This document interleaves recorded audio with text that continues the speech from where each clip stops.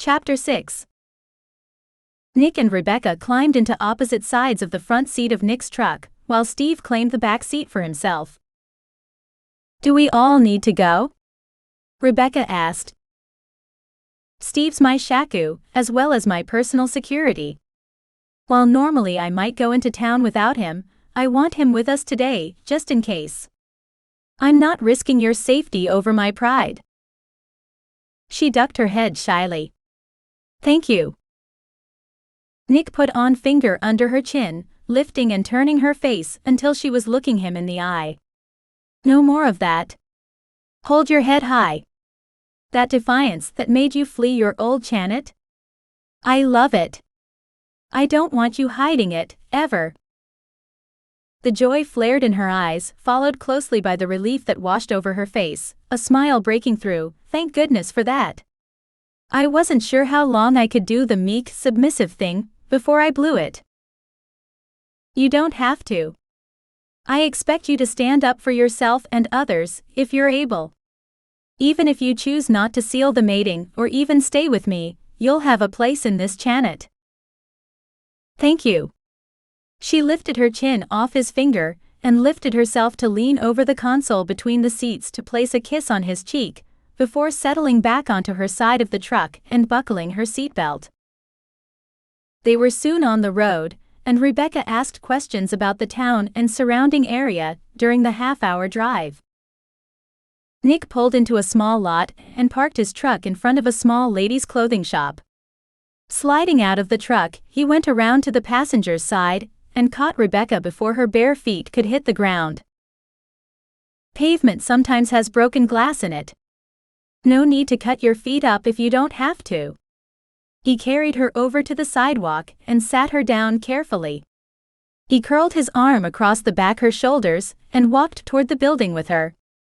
Steve, not seeing a reason he was needed inside, leaned against the side of the truck, keeping an eye on them through the large display windows and watching the street around him at the same time.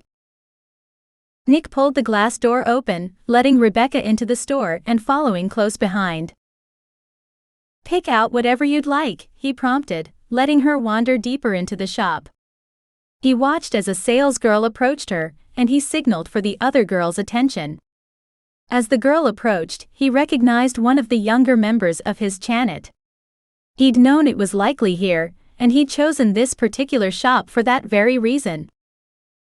"Amy, she's gonna need to wear an outfit out. The rest needs to be bagged and taken out to my truck. Don't give her the prices, I'll cover it all." She nodded and went to help the other salesgirl. He caught up with Rebecca, where she was browsing through one of the racks. "Finding anything you like?" He rubbed one hand across her lower back as he came up behind her. She turned and smiled up at him before going back to looking through the rack. "Some, I don't need a lot, but I do need a few things." He watched her closely. Anything she seemed to particularly like, but put back on the rack, he motioned to Amy. She would nod and make a note on the pad of paper she kept in one pocket. After 30 minutes, Rebecca had chosen only a couple pair of jeans and a few t-shirts. Nick tried to convince her she needed more, but she refused. He was glad he'd already made arrangements for her to get the things she'd liked. He turned to the first clerk. "Underthings. She needs it all from the skin out." As the clerk led her toward the lingerie section of the store, he turned back to Amy and handed her a credit card. "Do you carry shoes?" "A few." "Nothing much, sir?" "Hopefully you'll have something she can wear out of here." His mind more on what Rebecca was doing than himself. "Let me know if you need anything else," he said over his shoulder as he went to find Rebecca again. When they were finished shopping, Rebecca disappeared into one of the changing rooms while Nick took care of the bill and sent the bags out to the truck. Rebecca emerged dressed in one of the pair of jeans she'd chosen. She'd paired them with a snug, well-fitting t-shirt with meow stretch taut over her full breasts, and a pair of lightweight tennis shoes protected her feet.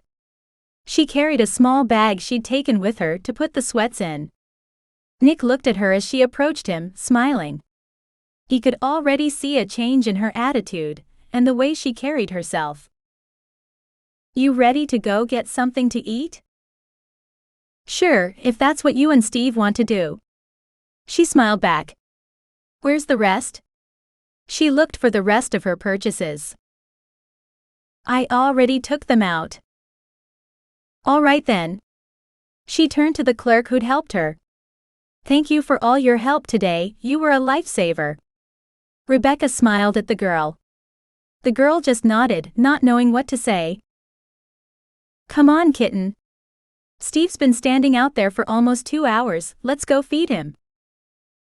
She cringed as she headed for the door. 2 hours? Really? Nick just laughed, happy she'd lost track of time while she'd shopped. They went to a small family-style restaurant for lunch. It was obviously a local hotspot, because even after 1 o'clock there were only a few empty tables in the entire place. Rebecca trailed after Nick, sliding into one side of the bench seats at the booth he'd led them to. He slid in beside her, leaving Steve to sit alone on the other side. Before they'd completely settled in, a waitress came by, bringing glasses of water and menus. She was an older woman, probably in her mid-40s, tall with auburn bouffant hair teased within an inch its life. She had a perpetual smile as she greeted them. "Good afternoon. What can I get you all to drink?" she asked. "Iced tea please, Liz," Steve smiled at her. "I'll have tea too," Nick replied, hugging Rebecca to him with one arm. "What do you want?" "Do you have Coke or Pepsi?" She smiled up at the older woman. "Pepsi." "Then a Pepsi please." With another smile, Rebecca turned her attention to the menu in front of her. Her anxiety about being found had returned when she saw the crowded restaurant.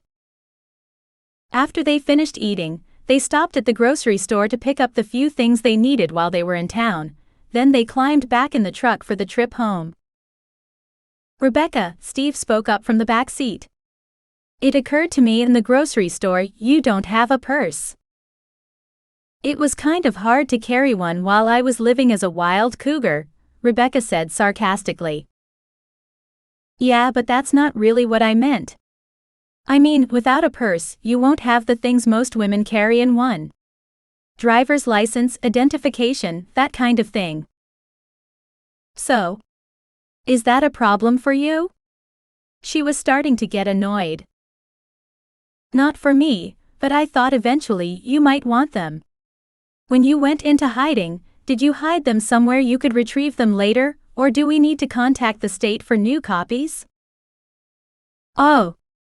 She realized he was trying to be helpful. She twisted in her seat until she was able to look at him as she spoke. "I hid my real ID shortly after I left my Chanat. I figured out real quick that if I used my real name, they could find me faster. When I went on the run as a cat, I just left what I had. It was all forged anyway." "That's good, it was smart. When you're ready, if you'll let us know where you hid your things, we can send someone to retrieve them." "That would be nice. Thank you." She smiled, but didn't volunteer the information. She knew she'd need something if she was going to stay long-term, but didn't want to contact the company she'd left the package containing her things with until she knew she wasn't going to run again.